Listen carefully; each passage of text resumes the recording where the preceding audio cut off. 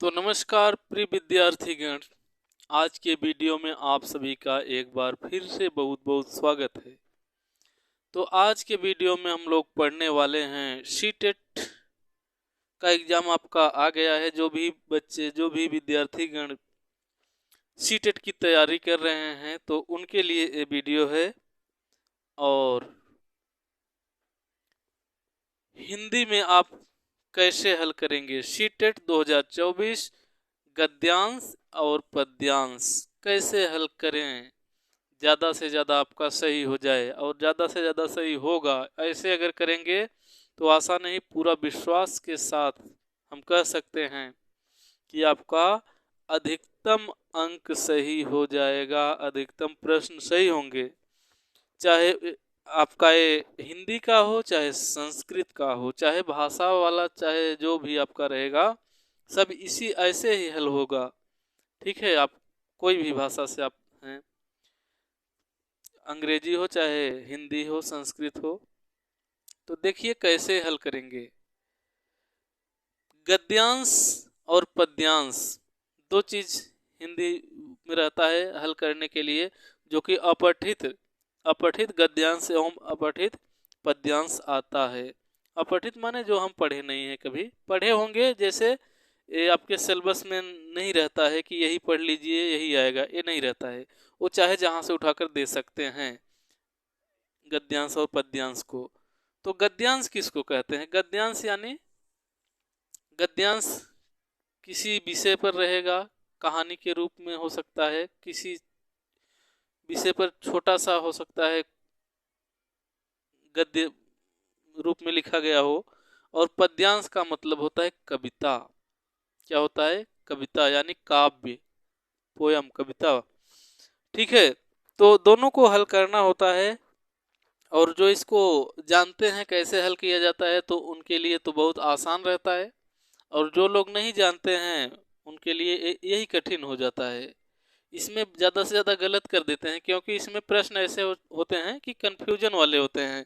आपको एक से ज़्यादा विकल्प सही लगते हैं, तो ऐसे जब प्रश्न रहेंगे तो आपका गलत हो ही जाता है। तो कैसे करेंगे उसी को हम लोग इस वीडियो में देखने वाले हैं। और हमें आशा नहीं पूरा विश्वास है कि आप ये वीडियो अगर देख लेंगे तो आपका गलत नहीं होगा। तो चलिए देखते हैं। सबसे पहले आपको क्या करना है, सबसे पहले पद्यांश के बारे में बता देते हैं, कविता के बारे में, क्योंकि गद्य तो पढ़ने पर समझ में आ जाता है, और पद्य यानी कविता कुछ लोग उतना बढ़िया से नहीं समझ पाते हैं। लेकिन इसमें कुछ रहता नहीं है। ये जो पद्य जो रहता है ये भी खड़ी बोली में ही रहता है, ज़्यादा कठिन भाषा में नहीं रहता है, अवधी और ब्रज भाषा में नहीं रहता है। सीटेट में जो भी कविता आएगी खड़ी बोली में यानी हिंदी भाषा, अवधी और ब्रज भी तो हिंदी है, लेकिन ये पुरानी हिंदी है, आपको समझ में नहीं आता है। भक्ति काल की हिंदी आप उतना बढ़िया से नहीं समझ पाएंगे जो नहीं पढ़े हैं। ठीक है, लेकिन सीटेट में खड़ी बोली में कविता ज़्यादा आएगी। तो जो भी कविता मतलब आपके एग्जाम में आई है, जो कविता, क्या करेंगे उसको, सबसे पहले क्या करेंगे आप, जो पद्यांश आया है पद्यांश को यानी कविता को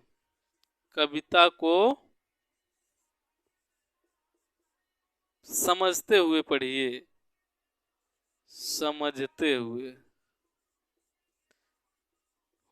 पढ़िए।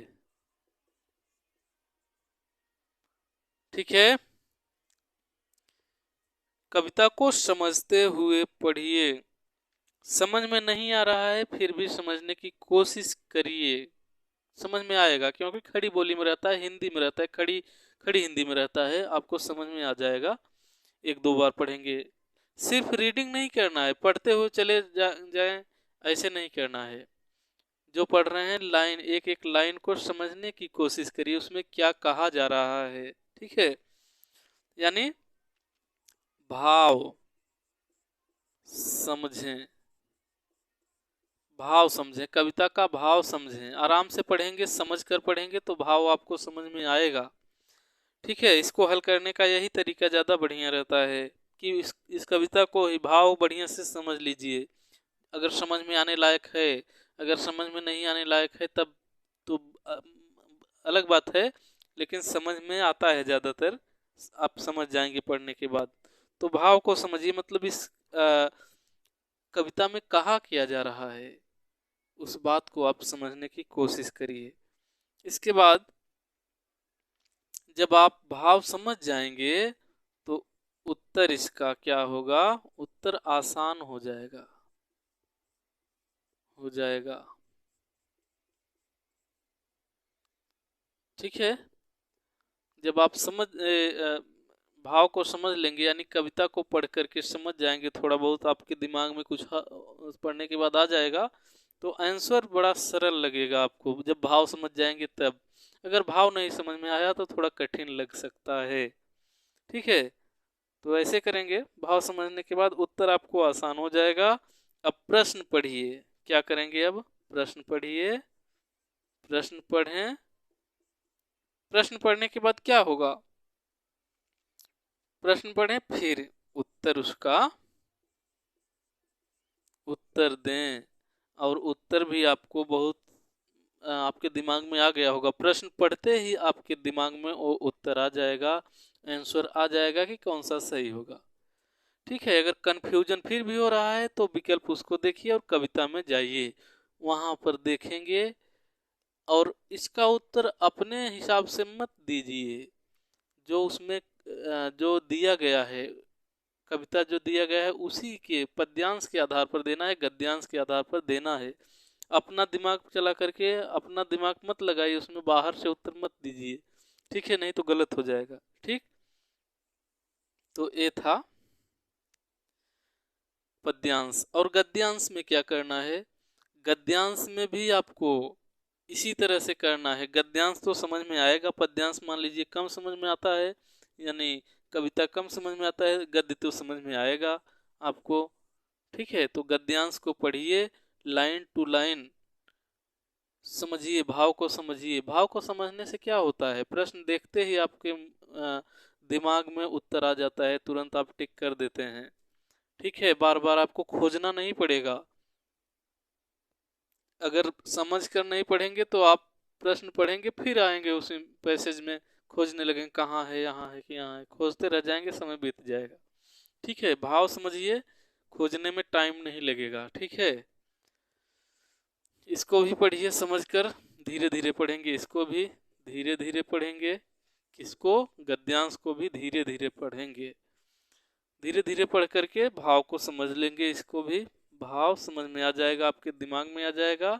इसके बाद अंत में प्रश्न पढ़ेंगे, प्रश्न पढ़ने के बाद आपके दिमाग में तुरंत उत्तर आ जाएगा कि हाँ ये हम पढ़े हैं इसमें। अगर समझ में नहीं आएगा तो आपको खोजना पड़ेगा, बार बार प्रश्न पढ़ेंगे फिर आएंगे इसमें, कविता में गद्यांश में तुरंत आएंगे, बार बार ऐसे करते रहेंगे और समय बीत जाएगा, मिल भी नहीं पाएगा। और समझ कर करेंगे तो आपको बहुत फायदा होगा। और हम भी इसी तरह से किए थे, हमारा बहुत इसमें बढ़िया नंबर था, गद्यांश और पद्यांश में, संस्कृत में भी इसमें भी। तो ऐसे करना है आपको। ठीक है, ऐसे करना है, और हम तो ऐसे ही बता रहे हैं, ऐसे ही करना है। और अगर आपको इससे बढ़िया कोई तरीका जानते हो तो वो भी आप कर सकते हैं, कोई दिक्कत नहीं है, क्योंकि सबका अपना अलग तरीका होता है करने का। ठीक है, हम ऐसे बता रहे हैं, हो सकता है आपका तरीका कोई और हो, आपको उस तरह से समझ में आता हो, तो वैसे भी आप कर सकते हैं, कोई दिक्कत नहीं है। ठीक है, लेकिन ये तरीका हमारे हिसाब से बहुत अच्छा है, और हम भी इसी तरह से किए थे और ज़्यादा से ज़्यादा सही हुआ था। ठीक है, तो इसमें व्याकरण, हाँ व्याकरण भी आता है तो ज़्यादा नहीं आता है, एक आध नंबर का व्याकरण आ जाता है, बहुत ज़्यादा नहीं आता है। एक आध प्रश्न इसमें से व्याकरण का भी बन जाता है। और ये सोचें कि व्याकरण हम खूब पढ़ लें तो व्याकरण से ज़्यादा नहीं रहता है, एक आध प्रश्न रहता है। एक प्रश्न बहुत ज़्यादा रहेगा तो दो, दो तो जल्दी नहीं होता, एक का प्रश्न ज़्यादा आता है, ज़्यादा आएगा तो दो आ जाएगा, बस इससे ज़्यादा नहीं आएगा व्याकरण। सीटेट में ऐसे ही आता है। ठीक है, सीटेट में व्याकरण नहीं आएगा। तो बस इस वीडियो में बस इतना ही। हम मिलते हैं फिर किसी दूसरे वीडियो में। आज के लिए बस इतना ही। नमस्कार।